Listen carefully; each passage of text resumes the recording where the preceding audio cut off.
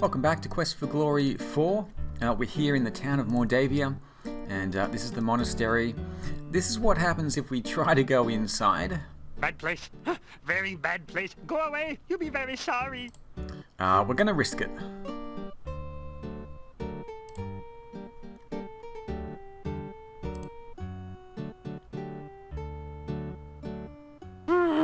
Nobody ever listened to Igor. Okay, seafood snack. That Hectopus has had for munchies ever since he got stoned. Okay, so let's start again. We'll come back to the monastery later. I do know how to get in there, but we'll explore the rest of the town first. The sign reads, Dr. Cranium. You wonder what sort of medicine he practices. This doorway leads to a private residence. The old man walks with a slumped back and a sad, dejected look in his eyes. He seems to be searching for something. I am Nikolai. Have you seen my honor? Honor. Okay, he's looking for Anna. So we'll go inside Dr. Cranium's residence. And we need to follow the bells. I don't know if it's different every time you play. If that's random or not sure. Let's take a look around. This strange device is labeled Transcendental Receiving Animal Processor. I wonder if that stands for something. Be careful, it might be a trap. It's a truly impressive, original, multimedia work created out of whitewash and sawdust. There's a sign on the door. It says, Warning, do not open without appropriate precautions. We're going to open the door. See what happens. Lost a little baby Antwerps. We're going to try and trap one of those. Oh no, you've been Antwerp. And, Fortunately, these are just baby Antwerps, so the attack wasn't fatal. We're going to trap one. I think we need to trap one to... Behind the door is a sort of rat maze, but it's missing the rat, or whatever is supposed to be traversing the maze. Yeah, so we need to trap one of the Antwerps, and we'll use that for the maze. Okay, Transcendental Receiving Animal Processor. The trap, we're going to trap the animal in here. I just need to figure out what kind of animal it is. So, it is alive. Yeah, it's pretty fast. The Antwerps don't seem vicious, no. It's definitely silly. Flying Aardvark, no. Chocolate Mousse, no. You aren't looking for an Antwerp, are you? Yes. You sure don't mean a full-size adult Antwerp? No. Bouncing baby Antwerps are avid avocado eaters. Okay, so that's what we need. We don't have any avocado, but we do have avocado sandwiches. Avocado and garlic sandwiches. Okay, we're going to try this. Let's place this in the trap. Evade the trap with avocado from your sandwich. Avocado was never high on your list of favorite foods anyway. The trap starts working. Yeah, let's just stand away. You've caught an Antwerp. It's simply amazing. Beautiful. Okay. Let's see what else we can have a look. Do you wish to identify another animal? Yes. Does it have legs? Yes. More than one? More than two? More than three? More than four? More than five? Exactly 6? Yes. Does it look like a cross between an octopus and a squid? Yes. Well, hexapods mostly eat heroes. That's not a good idea. A pinch, a clove of garlic will do. Okay. We do have some garlic. Now let's try out the maze. This is the Antwerp maze. Antwerps are naturally bouncy, so all you have to do is continually rotate the maze until the baby Antwerp bounces over to the key, then out through the exit. Sounds easy enough.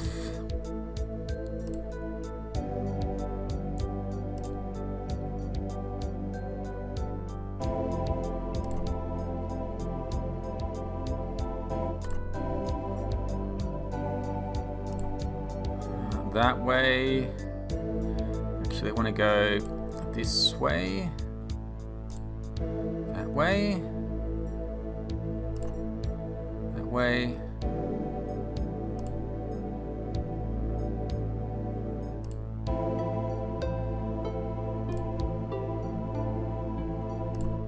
Okay, so we've got the key. Just going to spin this around.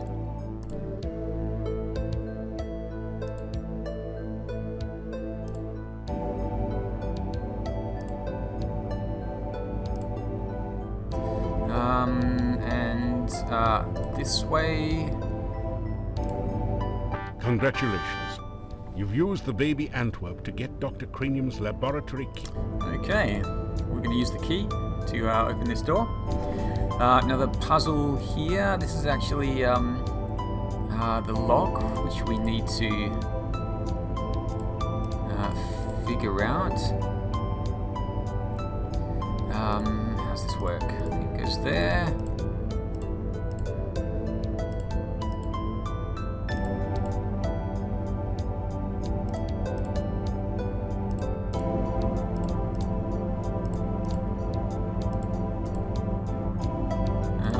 This is not right. Ah, there we go.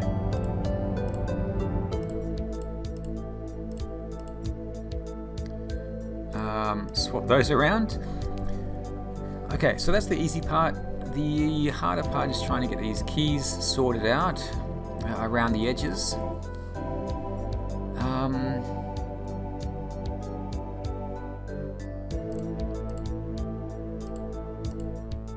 Is that right? Okay, so if we start with that and just work my way down. That's right, and then that one there. There's an 8 there.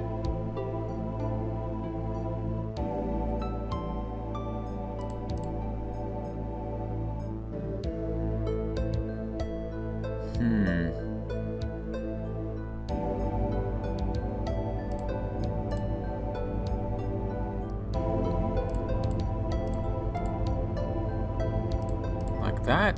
There we go. Great! You've managed to find Dr. Cranium's keyhole and open the door. You pass through into Dr. Cranium's private laboratory. Quickly, Igor, the fluid. I must have the fluid. Oh, excuse me. I thought it was Igor coming in to assist me. He helps out in the lab sometimes. Now then, what can I do for you?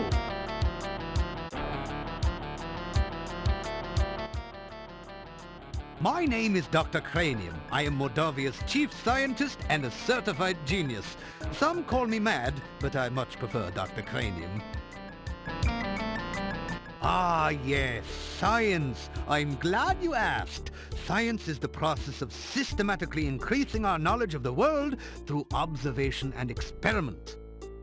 Unfortunately, some of the townspeople here seem to have no concept of the wonders of science. Some of them even claim my little inventions are magical. Such poppycock. There's no such thing as magic.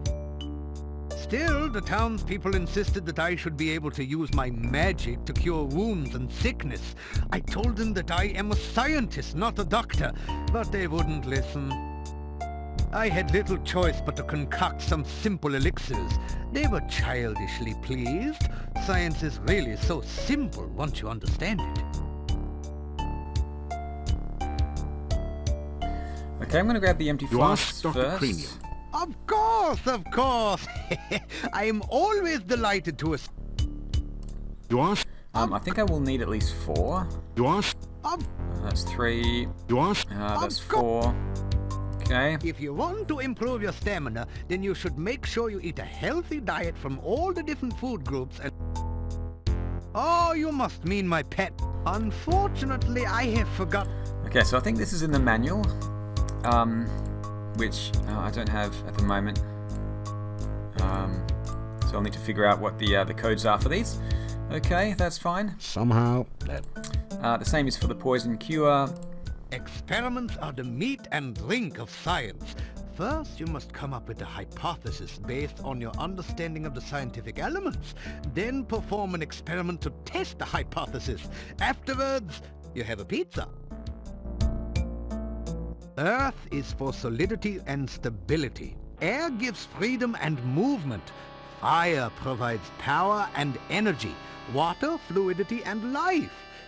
Pizza, of course, is the most important element of all. Pizza represents the essence of well-roundedness and regaining strength. Most importantly, you can have it delivered in under half an hour in most areas. A hypothesis is a scientific guess. One predicts the result of an operation. It is very important to stay flexible, however. Sometimes, since real scientists don't like to make mistakes, Okay. pizza is a crucial ingredient in many scientific... Right, One should pizza. always order extra pizza in case the... Starts hungry work. Okay. There is, of course, no such thing as magic. There is only science. Still, you would be amazed at how gullible some people are. Just the other day, someone gave me this scroll saying it was a magical spell. Can you believe that? It is purest poppycock. Nothing on here makes any sense whatsoever. Here, you may have this as a reminder that magic is a figment of fevered imagination. Only science is real. Obviously, Dr. Cranium needs to take a correspondence course from the famous wizard school. As you read the scroll, you find that you have learned the incantations and gestures with which to cast a glide spell. Then the scroll vanishes. There, you see, it was not even a very good piece of parchment. Fell right apart. Igor is the gravedigger and tombstone carver.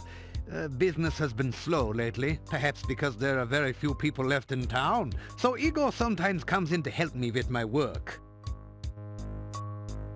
Igor has had less work of late. The forest is just as dangerous, but there aren't very many people left in town who are stupid enough to go out there at night, you know.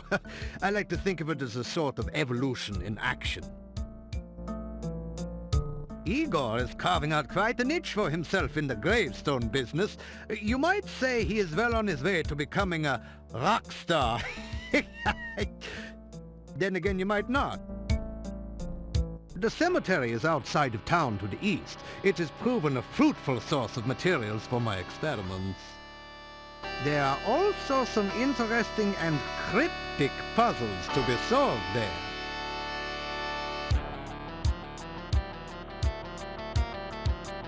Essential etheric fluid is an important ingredient in my formula for reanimating dead bodies.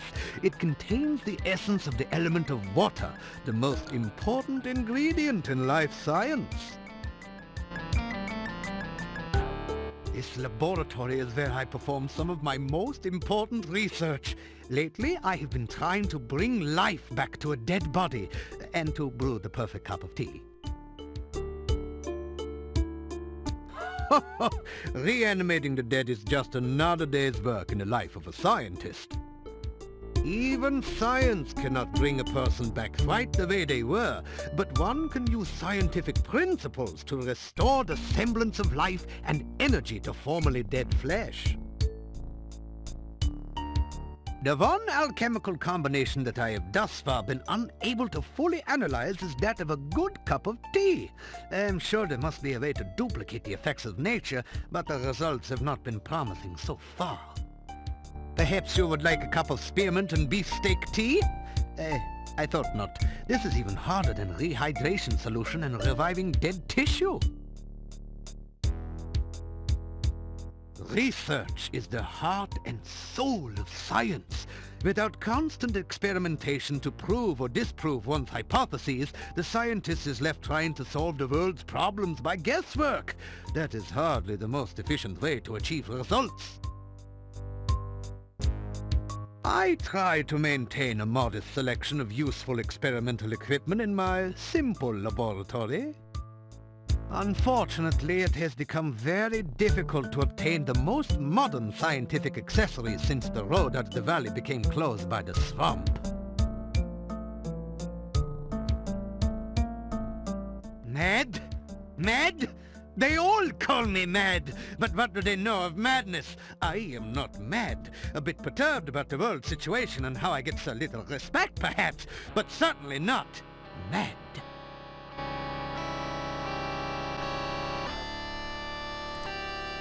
Okay. Let's Come get out of back and here. visit. Oh, and if you see Igor, please tell him I still need the fluid.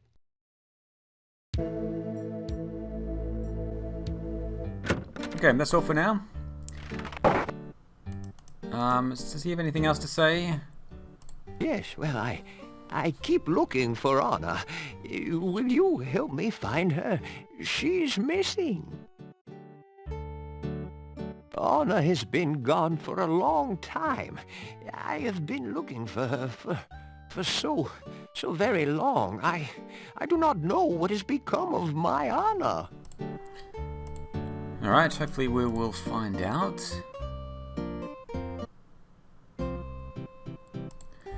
Igor, Dr. Cranium wants that fluid. We can't tell him about it, can we? It doesn't say. Oops. The headstone carver stares. Okay. We can get into the monastery. We just need to use the Dark One sign.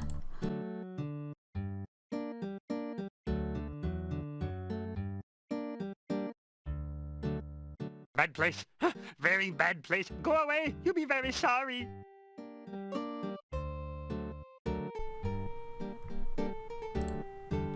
You push the Dark One sign into the indentation on the door. It fits perfectly. Okay, let's take a look around. Little hexapod on the It's wall. a six-tentacled, octopus-like creature. Now that alcove looks as though it was put there to hold something very important. This amazingly lifelike sculpture looks like a cross between a baby troll and a hermit or dervish. It fits the description of a domowai, except a long wooden table attests to a time. The fireplace looks as though it hasn't been used in years. There are no logs on the log holders. Okay. There are some small scratches on the stone underneath this brass log holder. So this leads to a secret entrance. We can't get through while the hexapod is still there. The strange six-tentacled creature is moving. It looked like another wall decoration at first. Luckily we know what the hexapods like to eat. That is garlic. Hector the hexapod happily gorges itself full of garlic. Hector looks much less hungry and perhaps a little less dangerous now. Okay, so hopefully he'll let us through. There is a cold feeling down here that chills your bones and sets the hairs on the nape of your neck on end.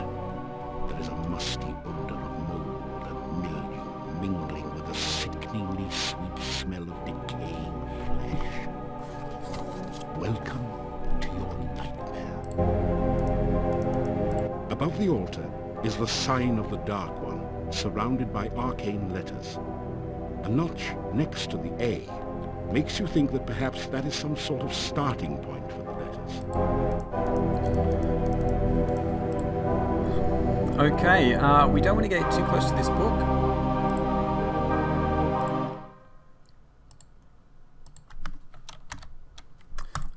That is because, let me just save as part 2. The huge book on the altar looks fascinating. You would almost swear you saw it move. The title says Necrophilicon. Haven't you heard about this book somewhere?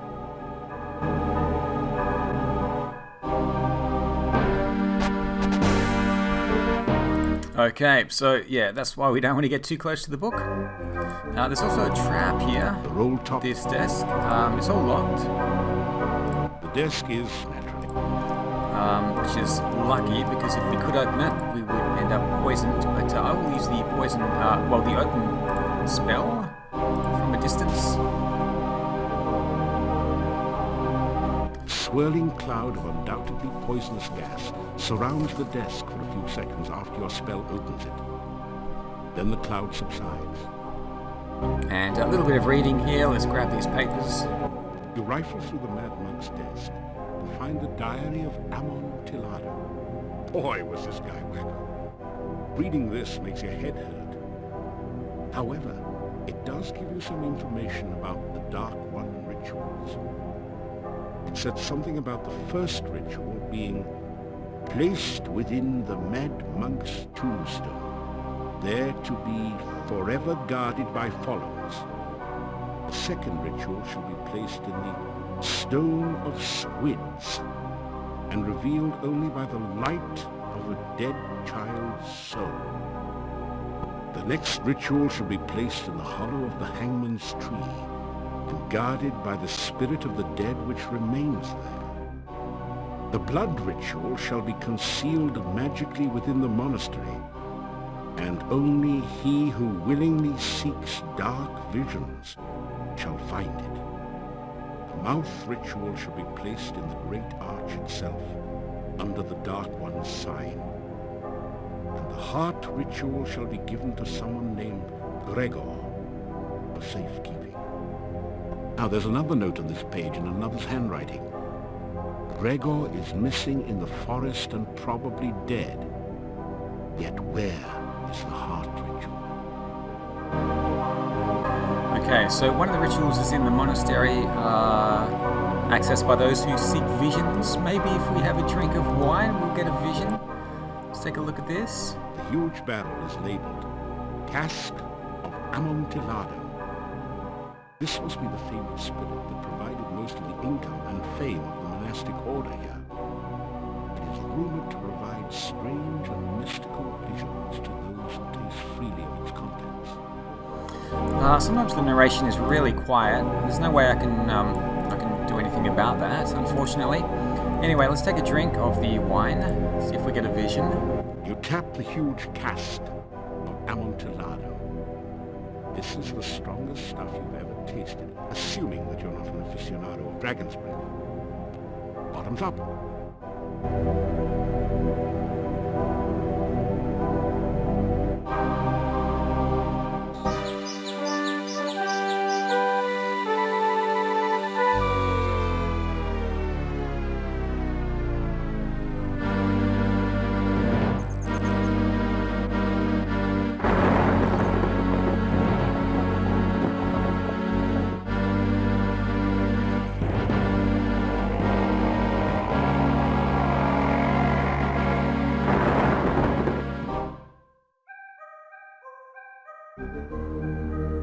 Man, have you got a headache?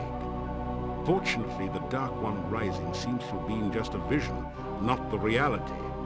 Yet.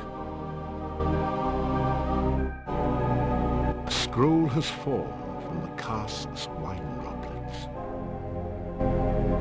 You pick up the rolled paper on the floor. It has a symbol of a drop of blood at the top and the inscription, Ritual of Blood. You can't read any of the other writing on it. Okay, so that's the first of the 6 rituals. That's the blood ritual. Let's head on out of here. I'm going to rest by retrieve the Dark One sign from the monastery door, then quickly step away before the Hectopus can react. Okay. I'm going to rest by Rana's staff for a little bit, and then we'll go out and explore the valley. We should have time. Let me have a look. Yeah, still morning, so let's sleep here for 60 minutes, After get some rest stamina back, and we'll head out here and explore the valley in the next episode.